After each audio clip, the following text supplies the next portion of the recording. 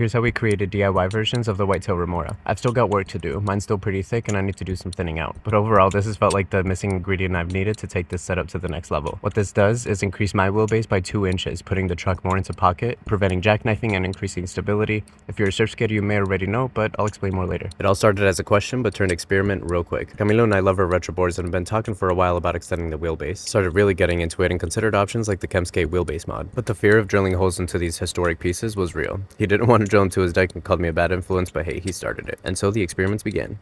Got me over here thinking, doing science. Embarrassingly, at first, I tried sandpaper on a wheel with the bamboo riser, thinking it'd be faster, but I was really wrong. Camilo's method worked best. We attached some coarse grit sandpaper to the board exactly where the riser needed to land. Took me a minute to figure out where it needed to line up, but the most vital to me was to use existing holes, so I only need to drill 2. Basically just using an angled riser upside down and sanding the angled side. I don't show it that well here, but I was lining up the very bottom edge of the riser to the bottom edge of the sandpaper and sanding left to right as carefully and precisely as I could, and that's what let me get the curve to match the board exactly where I needed it to. Doing what I could with what I had, I was able to get pretty close. Still got some work to do though. I really want to get this as thin as possible. As you can see with the official Remora, it's 3D printed and it's super thin, super precise. We'll get there.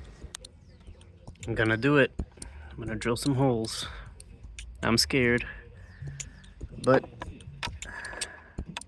there's only one way to do it, but to do it. Now that the riser is parallel and level to the rest of the board, mounting the angled riser so I can start drilling and making sure that those holes come out perfectly straight, not angled. That makes sure that the bolts don't get bent and the board doesn't get damaged. Coming out looking pretty good. I was just going in. The only recording I was doing was sending him videos. He was like, "You did it, you madman." But then Connor's over here like, how did you do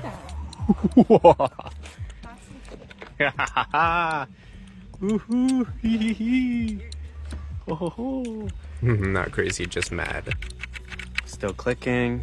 Shock pad just in case. That shock pad's doing really well at filling out the gaps and absorbency. Then experimenting with different ways to get this leveled out. It's coming out very fresh. I really like it. What it's been doing to the feel of the ride and the wheelbase is just incredible. It feels more stable than ever, and yet I don't really feel a decrease in the agility. See, the thing is, my foot used to sit right here, right over the bolt holes. This mod increases the wheelbase by 2 inches. Now the Nicky Guerrero board has 2 wheelbase options, the longest being 15.125 inches. This mod alone bumps it up by 2, making it 17.125 inches, and that's not including what the rail adapter adds too. And getting the extender to match the curve of the nose was absolutely vital to make sure that the truck sits in pocket and is perfectly parallel and level. And by pocket, I just mean the dip where it goes from the rest of the board into the nose. 4 years of experiments, and it's probably one of the best things I've ever done to this board. We laughed at the level of ADHD on how it literally just started with questions. We always make the joke, to the lab. We love to experiment and talk about stuff. I showed him my first cruiser, and he finally got inspired and started drilling into his Robscop. Super excited and so nerve-wracking. His method came out super clean. He just used one of those half insoles that you use for just your heel and your shoes. Doubles as a shock pad, very nice. We love how it's turning out and how it's showing off the graphic of our boards too.